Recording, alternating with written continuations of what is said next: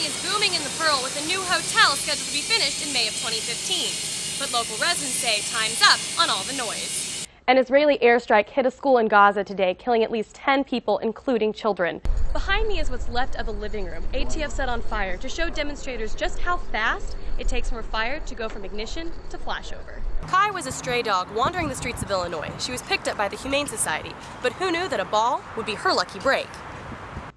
And who are you when nobody's looking? That's what one beverage company, which prides itself on honest ingredients, is trying to find out in San Antonio. Our Sharon Coe has more on this social experiment happening downtown. One couple took the leap in reciting their wedding vows, quite literally. Their love story next. San Antonio police officers are involved in more fatal shootings per capita than any other police department in Texas. That startling revelation tonight from the I-Team, which poured over hundreds of pages of documents from police departments statewide. San Antonio police officers were involved in 84 fatal shootings from the start of 2003 to November 2013. Based on population, San Antonio tops Dallas, Houston, Fort Worth, Austin, and all counties surrounding these major cities for the highest average of fatal officer-involved shootings annually, with 5.7 deaths per million people. Be out of bounds if we were having tremendous amount of unjustified shootings and indictments, and we're just like, why is San Antonio getting trigger happy? But we're absolutely not. Generally speaking, the officers pointed to the city's alarming rate of family violence. But attorney Wayne Krause-Yang with the Texas Civil Rights Project said that answer isn't enough. Not every situation can get a black or white answer, but at least defining the boundaries as closely as possible will allow the SAPD to avoid many, if not all, situations in which they kill San Antonio citizens. Father's Day dawned with devastation for 17 families at a Northeast Side apartment complex. At about 5:45, I heard a woman screaming, and when I came outside, I noticed that they were yelling for fire. At least 2 people were detained by SAPD for questioning, and arson is investigating. There's a collapse area where a lot of the brick was starting to fall. We've got freestanding studs on the roof as well. So that's the main concern, that it is adjacent to another building that was uninvolved with the fire. The American Red Cross is assisting families displaced, and the apartment complex has offered to move those affected.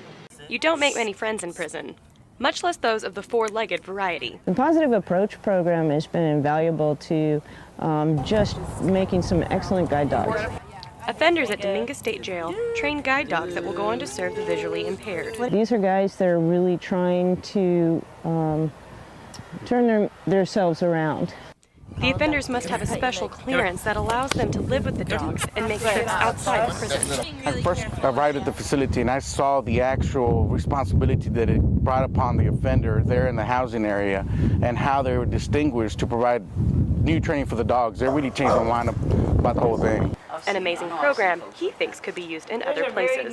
I feel that other entities of the Texas Department of Criminal Justice can gain from providing this service back to the community and to that rightful owner. A nationwide social experiment wants to find out just how honest San Antonians really are. We'll tell you the results. The first American patient with Ebola is continuing to be treated at a hospital in Atlanta. What the CDC has to say about his condition. KENS 5 Eyewitness News at 5:30 starts now. Police are investigating this evening after a man drowned in the San Antonio River. Officials got the call around 3 a.m. in the 4500 block of Sierra Street. The Bexar County Medical Examiner's Office identified the victim as 28-year-old Brandon Locke. Details leading up to the drowning are still not known at this time. Texas Governor Rick Perry defended his plan to deploy National Guard troops to help secure the southern border on Sunday. Here's what Rick Perry had to say when asked if the idea to send the troops to the border is a part of a plan to take another run at a higher office. I'm the governor of the state of Texas. My citizens' safety is what's foremost here, and hadn't got anything to do with anything other than those numbers of individuals who are coming across the border. Perry is sending up to 1,000 National Guard troops to the border. Since he authorized the plan, the state has to pay for it. The deployment is expected to cost Texans about $12 million a month.